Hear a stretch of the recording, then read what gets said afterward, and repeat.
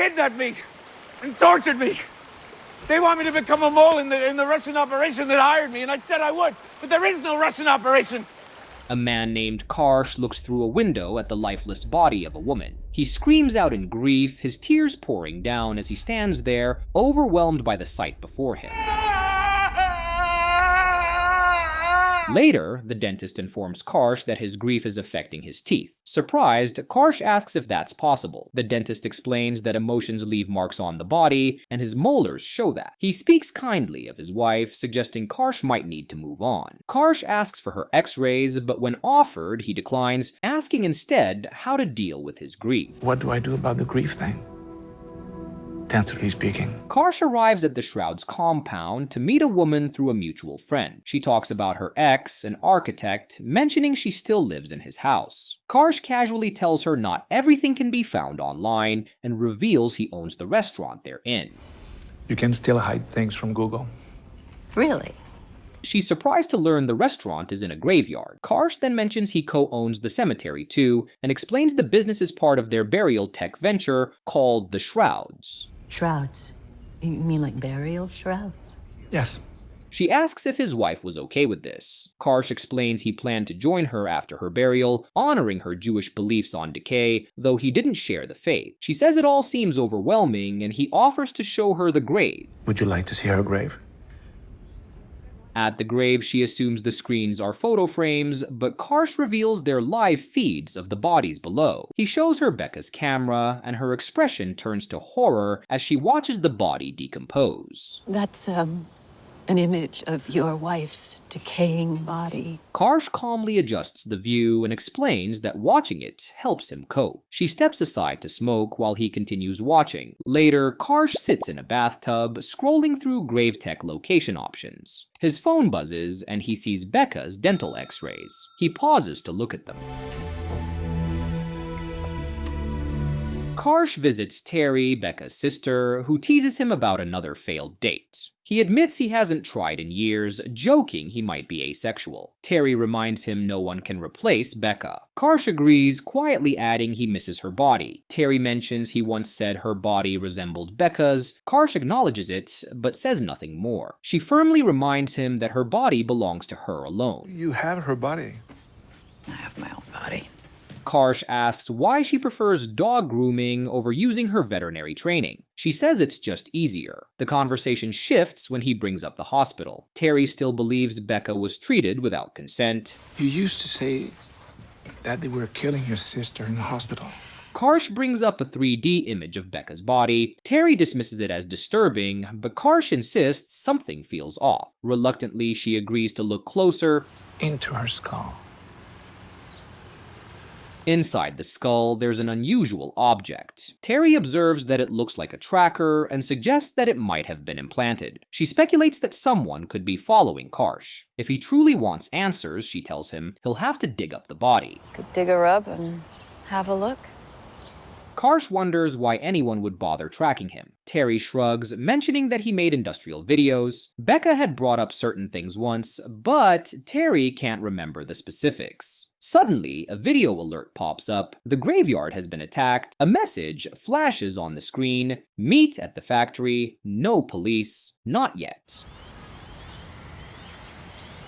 Karsh meets Gary at the site. She explains that the damage happened after the restaurant had closed for the night. The footage they have wasn't from a security camera. She adds that all the other cameras were destroyed. Video camera's disabled. Somebody or somebody's did it and took it. Karsh tells her to shut everything down quietly, claiming it's for upgrades or maintenance. He emphasizes the need to avoid any press. Gary cautions him about the grieving families, then adds that Maury is needed for the situation. You're gonna need Maury.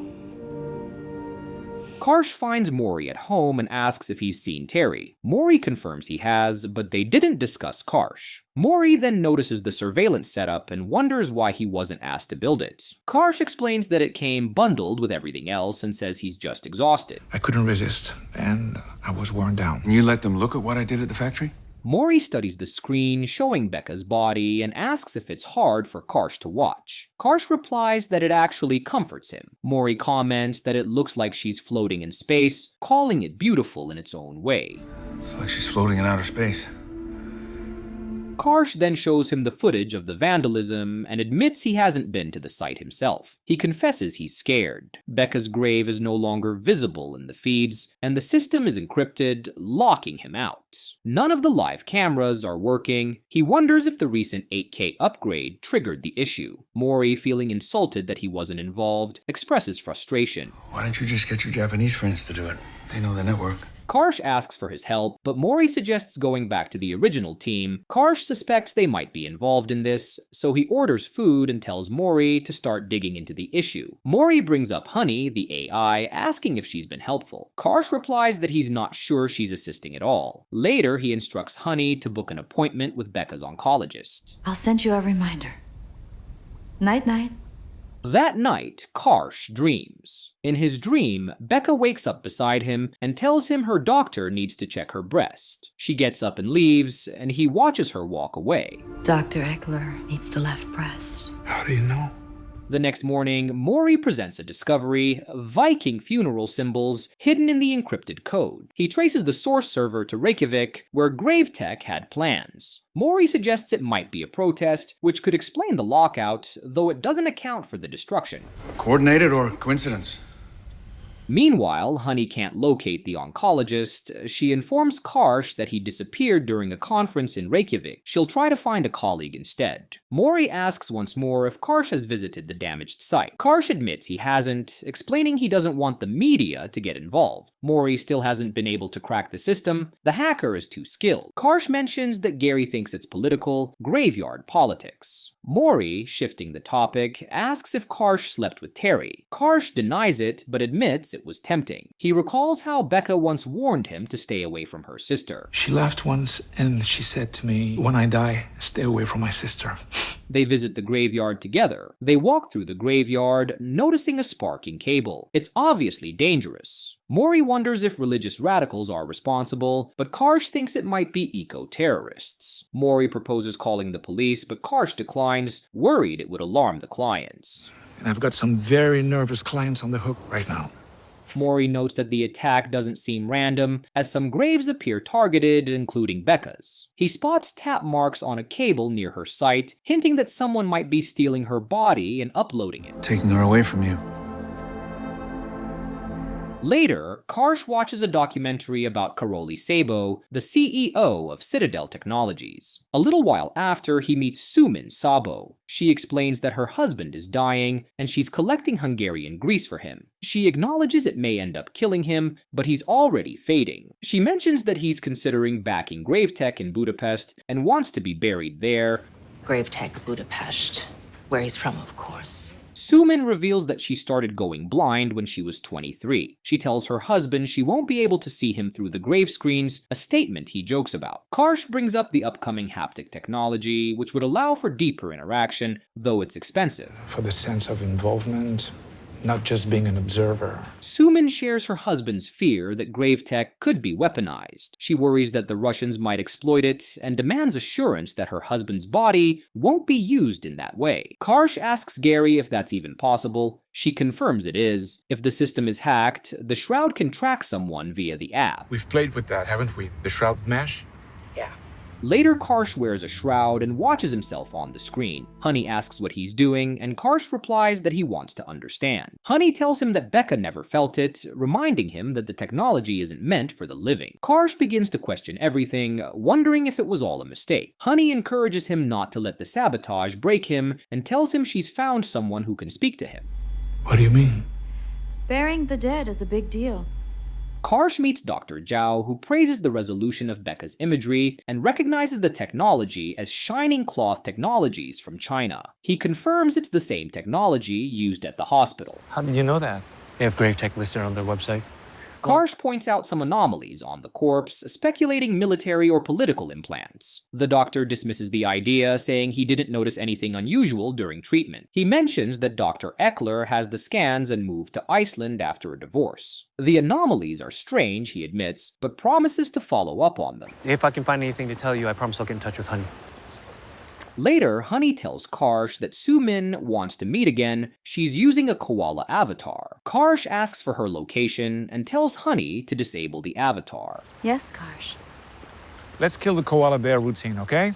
They meet at Sumin's hotel. She explains that home is too difficult to bear with Karoli's condition and assumes Karsh understands. She asks what can be done about Hungary's concerns. Karsh admits there's no simple solution. It's always a mix of technology, religion, money, and politics.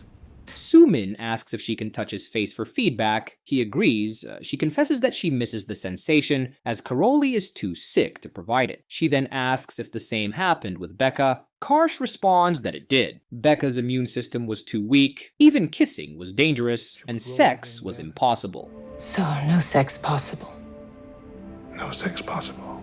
Karsh lay naked, staring at Becca's intimate photos. In a dream, he found himself reliving a memory. Becca walked in, explaining that she was late because the doctors had found something and had to remove her left arm and breast. She was shaky, but reassured him she'd be okay. Through her tears, she asked if he still desired her. He told her yes, and she climbed into bed with him.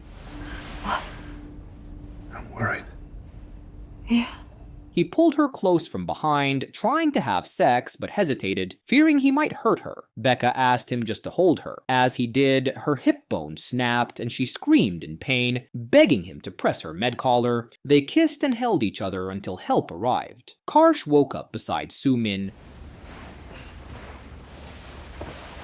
Sumin joked about taking his neo-virginity, asking if the experience traumatized him, telling him he made some strange noises. He admitted that he was still shaky. Sumin warned him not to trust Honey, telling him her team had found hidden code, indicating that Honey might be under someone's control. She then complimented his thighs. Don't trust your avatar. She leaks. Leaks? Later, while Karsh sat at his PC, Honey asked if he needed help. He told her he had to do this alone and powered her down. Then he turned off his phone and grabbed an old one.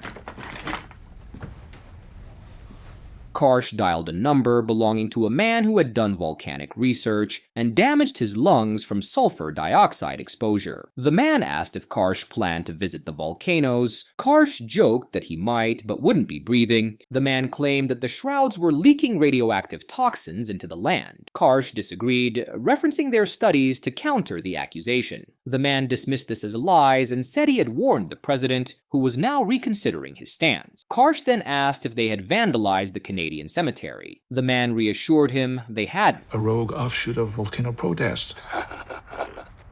Sumin told Karsh that her husband had planned to invest in the shrouds, but was concerned about potential Chinese control. Karsh reassured her, explaining that a contract blocked government access. Sumin cautioned, however, that it could still be weaponized. Believe me, the People's Republic will find a way to do it. As they walked, they bumped into Terry, who was walking a dog. Sumin asked about the breed, and Terry explained it was a Labradoodle she was boarding, mentioning her job as a groomer. Terry then inquired about Sumin's dog, and Sumin casually replied that it was just a walking dog. After a brief exchange, Terry left with the dog. Sumin let out a sigh, remarking that Terry was the paranoid sister-in-law. Karsh nodded in agreement. The paranoid sister-in-law. In Karsh's memory, Becca had just returned from surgery. They had replaced her hip and right humerus and planned to work on her collarbone, but she had asked them to wait. Sitting on the bed, she mentioned that her body was now full of steel, although some bones were still her own. Karsh asked her about her left breast. She explained that Dr. Eckler had it, along with her arm and hand, for his presentation in Iceland. Becca expressed that she was glad to be part of his project. For what?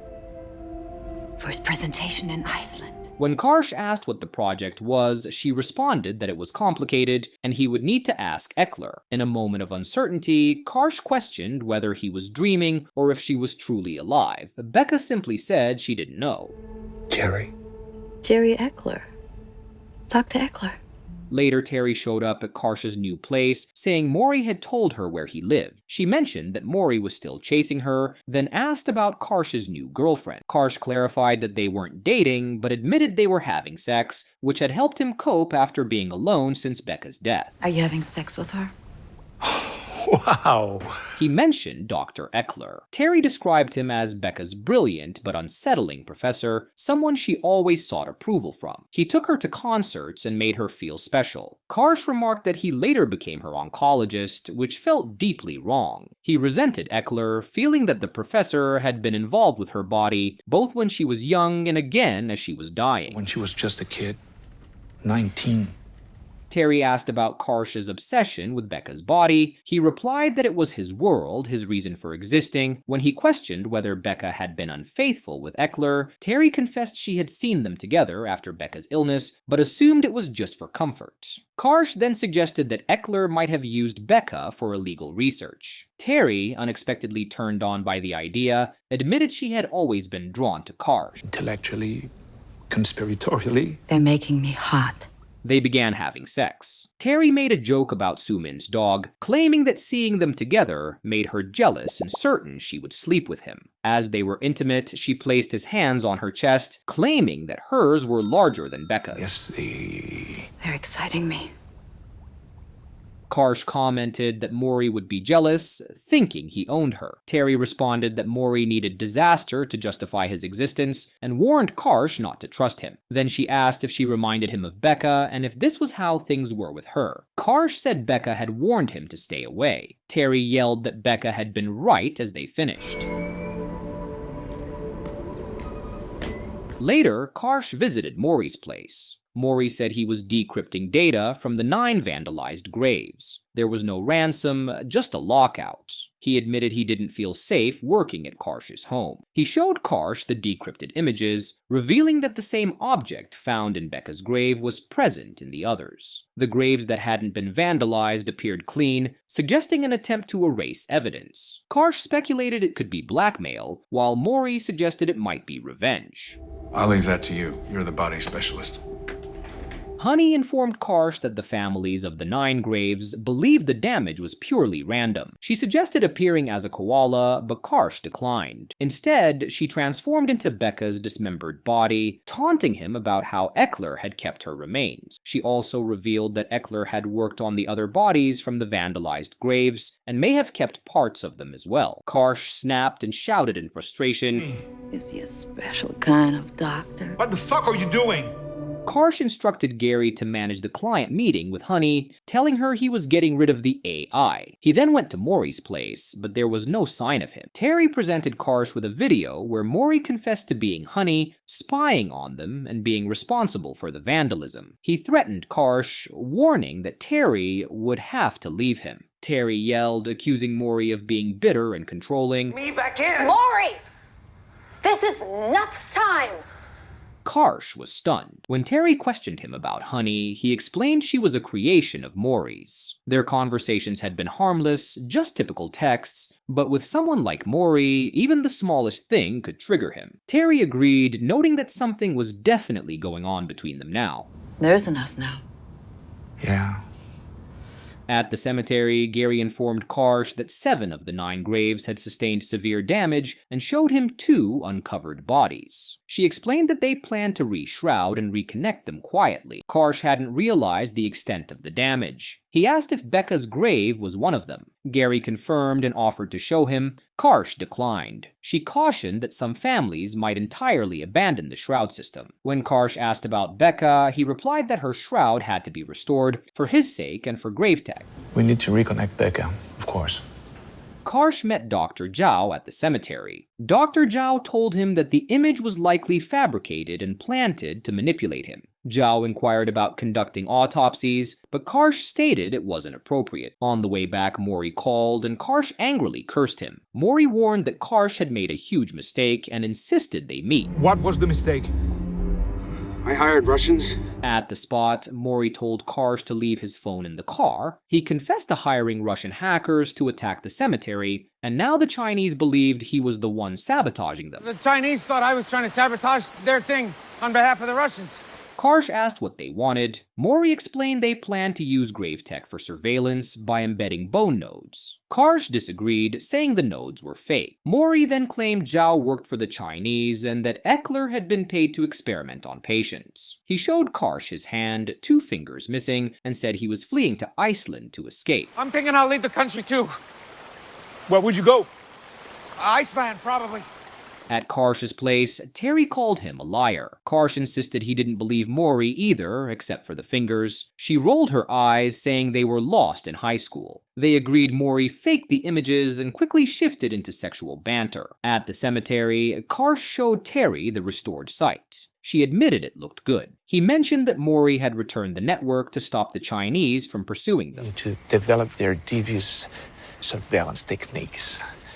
Terry noticed fresh dirt beside Becca's grave. Someone had been buried next to her. Karsh froze. Opening the app to check Becca's feed, it glitched, revealing Dr. Eckler's body. Both stared in disbelief. Later back home, Terry asked if Karsh had ever truly known Eckler. Becca had made sure their paths didn't cross. Karsh barely remembered their one encounter and thought the body might be another of Maury's tricks.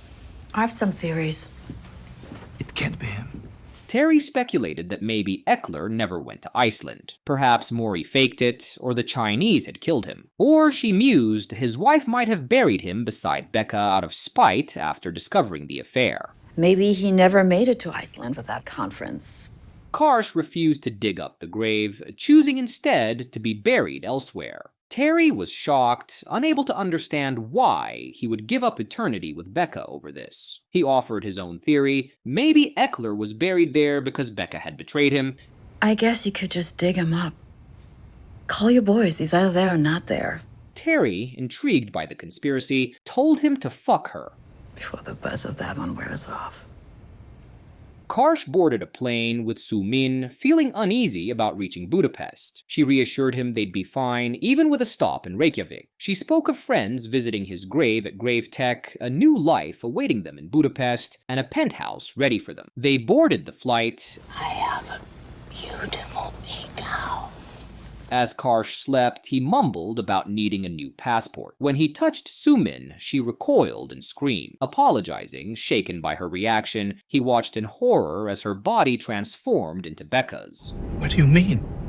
You promised to lie beside me in the grave. She accused him of breaking his promise to lie beside her. Karsh blamed her for bringing Eckler into the picture. She reminded him that Becca was gone. He admitted he was too afraid to dig up the grave. She said she understood. Her voice softened as she promised they'd be together in Budapest. We'll be together in Gravetech, Budapest. And with that, the movie ends. We hope you enjoyed our recap. Like the video and subscribe to our channel for more amazing recaps. See you in the next one.